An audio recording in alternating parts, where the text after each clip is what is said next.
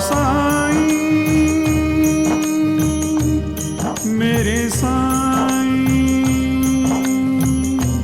साईं बाबा। ओम साई राम। मैं शीन बोल रही हूँ। मैं मुंबई में रहती हूँ। एक्चुअली मैं जेएंडके से हूँ, लेकिन अभी मैं आईटी में हूँ, बॉम्बे में जॉब करती हूँ। अभी मेरी फैमिली भी यहीं पे है एंड मेरे मॉम डैड जम्मू में है। तो I just wanted to share my experiences Sai Baba के साथ। एक्चुअली अभी मैं पिछले 5-6 मंथ से मेरा साईं मेरा विश्वास स्टोरी सुनती हूँ। तो अभी तक बहुत सोचा कि शेयर करूँ, काफ़ी बार कॉन्टैक्ट भी किया साई लीला को, लेकिन फिर कुछ ना कुछ होता गया। तो finally today I thought of sharing it with you all.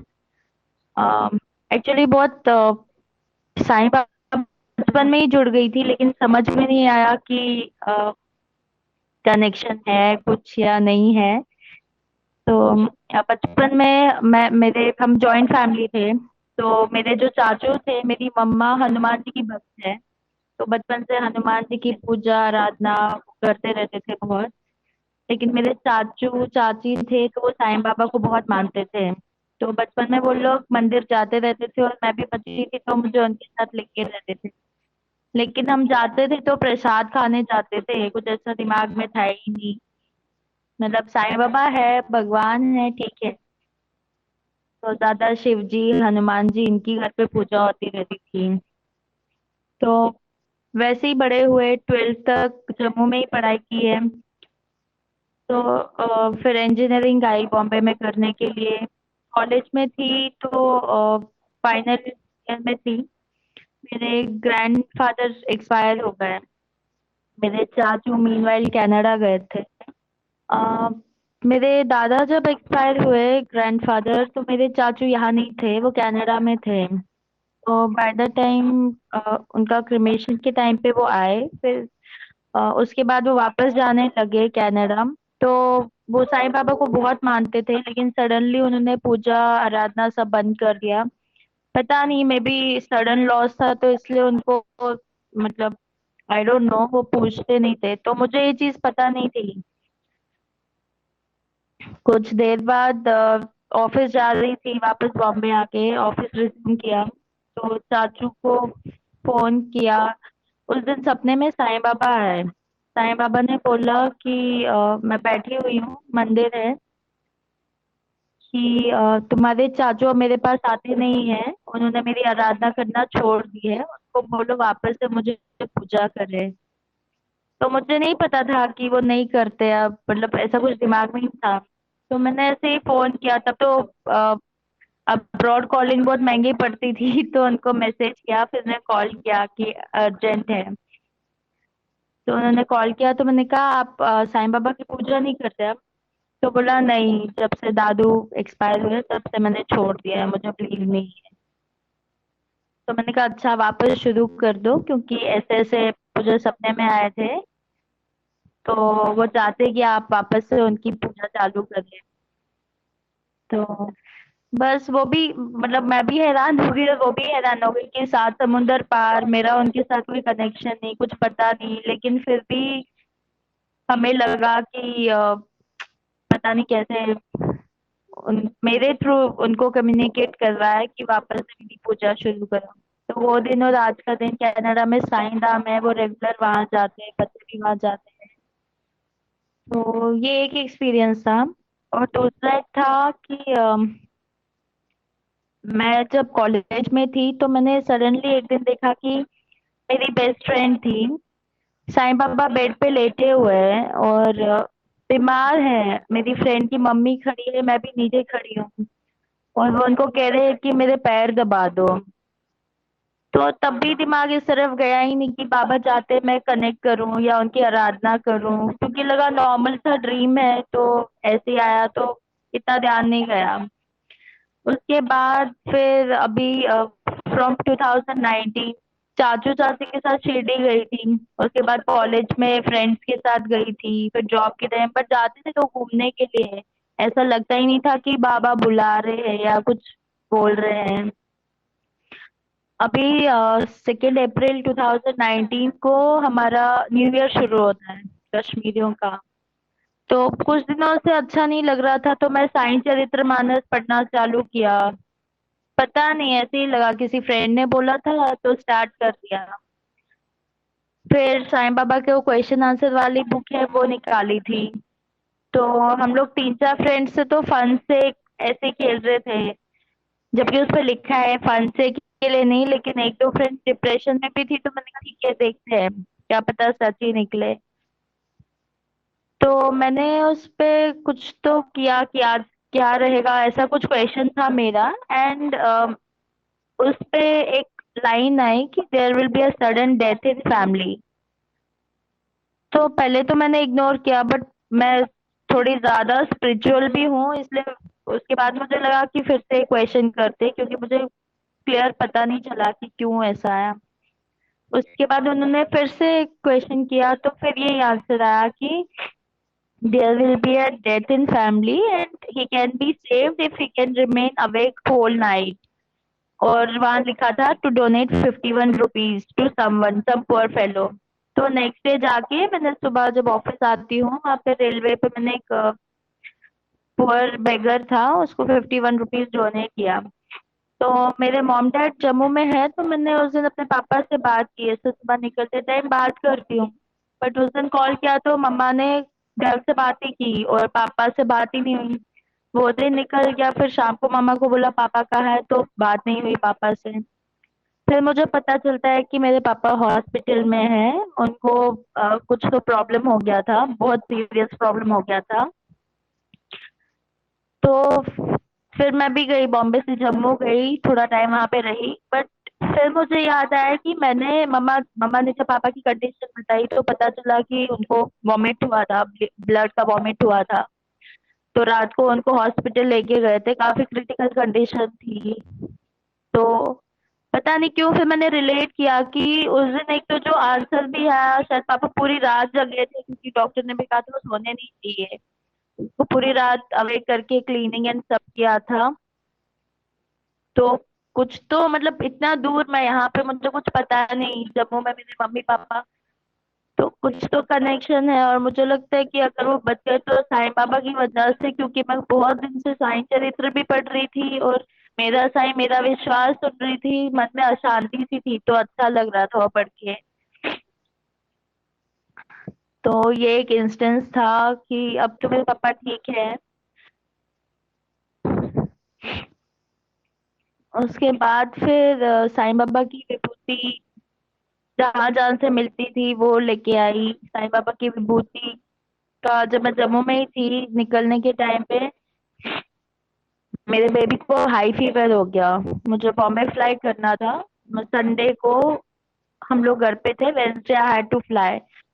तो मेरे बेबी को हाई फीवर हो गया, और since मेरे को अकेले उसके साथ ट्रैवल करना था, तो मैं बहुत ज्यादा डर गई थी कि अगर इसका हाई फीवर रही, क्योंकि मैं वन मोर देन 1 मंथ से घर पे थी, तो मुझे ऑफिस भी ज्वाइन करना था। तो पापा का भी सबसाइड हो गया था, तो मैं वेट कर रही थी।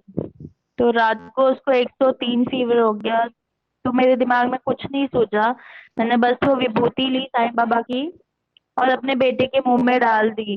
रात को देखा तो 104 105 फीवर था। तो बस अंदर ये था कि किसी भी तरह इसका फीवर कम हो जाए और हम वेडनेसडे को यहाँ से निकल जाए।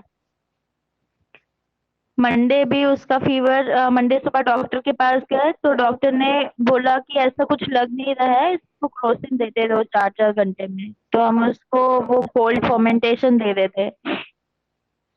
मंडे उसका फीवर 104 105 था। ट्यूसडे सडनली फीवर ड्रॉप हो गया, आई डोंट नो कैसे, बट डॉक्टर खुद हैरान थे कि इसका फीवर क्या हुआ, कैसे हुआ। वेंसडे सुबह तक ही वॉज जस्ट नॉर्मल। मतलब मैंने देखा है जब भी कभी उसको वायरल होता है कुछ होता है, तो कभी भी 4-5 दिन के पहले खत्म नहीं होता है। बट पता नहीं बाबा ने क्या चमत्कार किया, संडे रात से मंडे रात तक उसका सारा फीवर उतर गया था। ट्यूसडे पूरा दिन हम वॉच करते रहे and Wednesday he was perfectly fine. मतलब एयरपोर्ट में he was just running like a normal child, यहाँ से वहां। तो लगा ही नहीं कि वो बीमार था या कुछ था। तो फिर अभी ये एक और एक्सपीरियंस था कि मतलब कुछ भी हो, बाबा की विभूति, it works wonders. It it is just. मैंने फिर एक और सपना देखा था जिसमें बाबा मेरे घर पे आते हैं और मुझे कहते हैं कि तुम्हारे पापा एकदम ठीक हो जाएंगे, तुम सिर्फ अपनी मम्मी को बोलो कि नौ नौ तरह की दाल और राइस किसी गरीब को चढ़ा दे, और एक बार ये चढ़ाएंगे तो तुम देखना बिल्कुल ठीक हो जाएंगे।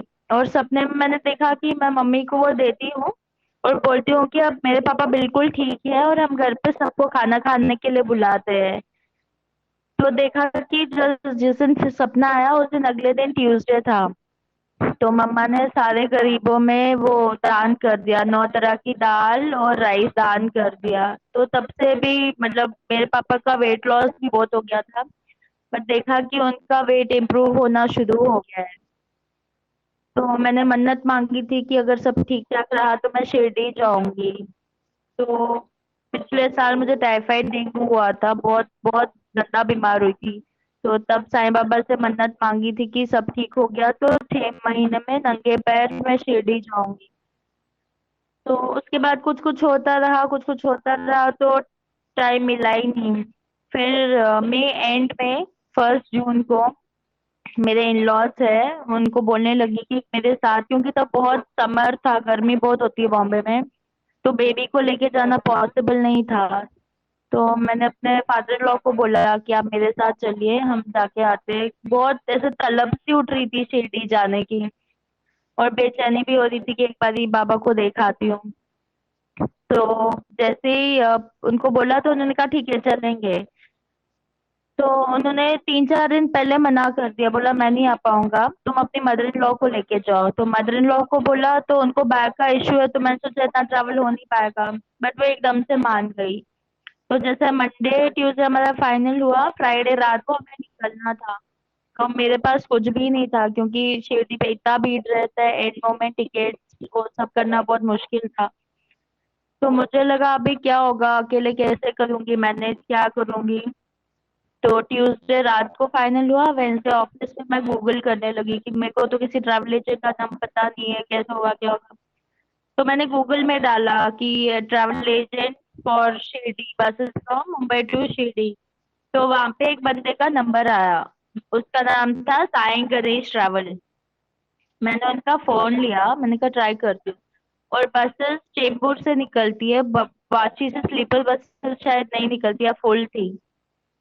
वो पहला नंबर था जो उठाया, और उसको फोन किया और उन्होंने कहा हाँ मैम अवेलेबल है फ्राइडे के लिए, आप मुझे पेटीएम कर दो। तो मेरे फोन में कुछ इश्यू था, मैंने कहा भैया पैसा तो अभी नहीं दे पाऊंगी, आप रिजर्व कर देंगे क्या? तो उन्होंने कहा कोई बात नहीं, आप कल कर देना। तो कल फिर गई, मतलब वेंसडे, फ्राइडे रात को निकलना था, वेंसडे मैंने ये सब कॉल किया। तो अगले दिन थर्सडे था। तो बोला ठीक है भैया कल सुबह कर दूंगी, लेकिन अब एक ही दिन है तो टिकट निकलना चाहिए। बोला नहीं कोई बात नहीं। तो बोला कोई बात नहीं मैं बुकिंग कर दूंगा, बट मेरे दिमाग में शंका थी कि पता नहीं करेंगे नहीं करेंगे, क्योंकि और बोला कि वाशी से ही बसेस निकलेंगी, स्लीपर बस थी तो सीट्स अवेलेबल थी। तो रात को मैंने फिर अपने ही मन में बोला, मैंने कहा हे साईं, अगर मेरे को शिरडी आना है, मतलब अगर पक्का है मेरी टिकट्स हो जाएंगी तो मेरे सपने में आ जाओ, मुझे कंफर्मेशन मिलेगा कि हम लोग जा रहे हैं। मैं मतलब इतना बेचैन नहीं रहूंगी फिर। तो रात को देखा कि मैं शिरडी में हूँ, सपना आया शिरडी में हूँ, साईं बाबा के मंदिर के आगे बैठी हूँ, वहाँ हवन चल रहा है। बहुत बड़ी फोटो है साईं बाबा की, उसके आगे बैठी हूँ। और फिर देखा कि अगले दिन थर्सडे था, तो व्हाट्सएप पे मैसेजेस आते रहते हैं। मैंने मूर्ति तो नहीं देखी शिरडी में, लेकिन ये देखा कि वॉल पे बहुत बड़ी फोटो हैंग है साईं बाबा की। तो सुबह उठी तो सेम फोटो किसी ने व्हाट्सएप किया था, ओम साई राम बोल के। तो मुझे लगा अब तो मेरी टिकट्स हो जाएंगी, अब तो सब अच्छे से होगा। अगले दिन फिर थर्सडे था, तो उनको फोन किया तो बोला ठीक है मैम आपका बुकिंग है, बस आप बुकिंग मैंने कल ही कर दी थी, आप पेमेंट कर दो। तो पेमेंट भी हो गया, स्लीपर बस का बुकिंग भी हो गया, आराम से फोन पे उनको पैसा भी दे दिया, सब हो गया। उसके बाद 1 घंटे में हस्बैंड को बोला तो बोला अच्छा रिटर्न का क्या है? तो मैंने कहा रिटर्न तो शायद उन्होंने नहीं बोला था, मैं फिर से कॉल करती हूँ। तो बोला रिटर्न भी होगा बट स्लीपर नहीं होगा। तो मैंने कहा भैया कर दो। तो मेरा जाने का टिकट भी हो गया, रिटर्न टिकट भी हो गया। अभी फ्राइडे रात को हम निकले, सुबह 4:30 हम शिरडी पहुंचे। तो वहां पे लॉज लिया 1 घंटे के लिए। तो अभी मैं और मेरी मदर इन लॉ थे, तो बोला अभी कैसे जाएंगे मंदिर, 5:30 5 5:30। बाहर खड़े हो तो होटल वाले ने कहा कि हमारे यहाँ से फ्री सर्विस है, ये आपको ऑटो वहां पे छोड़ेगा अभी, और फिर जब आपको आना होगा तो लेने भी आएगा। तो मतलब वो ट्रिप ऐसा था कि सब खुद ब खुद सब होता गया, सब कुछ होता गया। वहां पे शिरडी मंदिर में पहुंचे, सुबह 6:30 हमारे दर्शन हो गए थे, 7 8 बजे तक हम फ्री हो गए थे। अभी जब अंदर गए तो मैं साइड वाली लाइन मिली मुझे, जो बाबा के आगे खड़े होके रहना था। तो साइड वाली लाइन थी तो मैं ठीक है, क्योंकि वहां पे क्या होता है ना, वो साइड में निकाल देते हैं, पुजारी इतना वेट करने नहीं देते, साइड साइड से निकाल देते हैं। बीच में खड़े रहो तो बैठने का, पूजा करने का थोड़ा सा टाइम मिलता है। तो बाहर निकल गए तो मेरे मन में ना वो वैसे सेटिस्फैक्शन नहीं थी कि मतलब बाबा को अच्छे से देखा, कि भर के देख लिया। तो बाहर गई, सिंस मेरी मदर इन लॉ को बैक का इशू है तो थोड़ा लेट गई, हम बीच में आंगनबाड़ी में लेट गए। तो 9 बजा तो मैंने फिर उनको द्वारिका माई को सब दिखाया। और मैं बाबा के लिए कस्टर्ड लेके गई थी, मुझे सपने में आया था कि बाबा को कुछ मीठा खाना है, तो मैं बाबा से कस्टर्ड बना के लेके गई थी द्वारिका माई में, उनको खिलाया और फिर रेस्ट किया। उसके बाद मैंने बोला कि मम्मा मैं फिर से ट्राई करती हूँ, फिर से दर्शन करने का, अभी इतना भीड़ नहीं है, जाके आती हूँ। तो फिर अंदर गई, वीआईपी लाइन थी वहां पे, वो पुलिस थे तो उसने छोड़ दिया, एक फैमिली थी उसके साथ छोड़ दिया, बीच में से वो थी। तो वहां इतनी भीड़ थी, भीड़ भीड़ में देखा तो मैं साइड वाली लाइन, फिर से साइड वाली लाइन में आ गई। तो मेरा फिर दिल टूट गया कि अरे मुझे तो बीच में जाना था। अंदर से यही था कि बाबा बीच में जाना है, फिर क्या फायदा है, मैं वापस आई इतना धक्का मुक्की करके। तो जैसी लाइन में खड़ी थी नीचे मैंने देखा, नीचे देखा, वहां पे कुंडी थी, ग्रिल में कुंडी लगी थी जो आप इजिली खोल सकते थे। तो मैंने वो कुंडी खोली और मैं इतने रश में बीच वाली लाइन में निकल गई। उसी टाइम सिक्योरिटी वाले थे तो उन्होंने देख लिया, तो मैंने फट से कुंडी बंद, क्योंकि मेरे पीछे जो लोग थे वो भी निकलने लग गए। तो फट से वो कुंडी बंद कर दिया और मैं बीच वाली लाइन में आई। मैं बता नहीं सकती, आई वाज सो हैप्पी। मतलब ऐसा लग रहा था कि मेरी दिल की विश अभी जस्ट बोला और पूरी हो गई। और इसके बाद मैं बीच में खड़े होके अच्छे से बाबा के दर्शन किए, बहुत अच्छे से। मतलब वो ट्रिप ऐसा था, ऐसा लगा कि मैं इतनी वरीड थी क्या होगा कैसे होगा, लेकिन सब अपने आप होते गया, सब कुछ अपने आप, सब दर्शन हो गए। वापसी में भी वापस से फिर हमने फोन किया तो वो ऑटो लेके आए, हमको वापस होटल छोड़ा, होटल से ही हमने वहां से वापस बस ली। तो काफी काफी काफी अच्छा ट्रिप रहा वो। ऐसा लग रहा था बाबा ने सारा अरेंजमेंट करके रखा था। बहुत अभी हर दिन हर चीज में, मतलब इतने छोटे छोटे एक्सपीरियंसेस होते हैं ना बाबा के, मतलब हर छोटी छोटी बात में बाबा के एक्सपीरियंस होते हैं। जो भी अंदर होता है अब तो ऐसा हो गया कि जस्ट लाइक मैं बेस्ट फ्रेंड की, किसी को बोल नहीं सकती हूँ, बाबा को बोल दो सब ठीक हो जाएगा। और बहुत कुछ, बस यही है कि अ, सब जो बाबा से मांगते हैं सबकी मन्नत पूरी हो जाए, सब सब खुश रहे, खुशहाल रहे, और बाबा सबकी मन्नत पूरी करे। तो मे बी अभी और एक्सपीरियंस छोटे छोटे तो बहुत है, लेकिन और एक्सपीरियंसेस आएंगे तो definitely I again share them. अभी के लिए ओम साई राम। आओ साईं।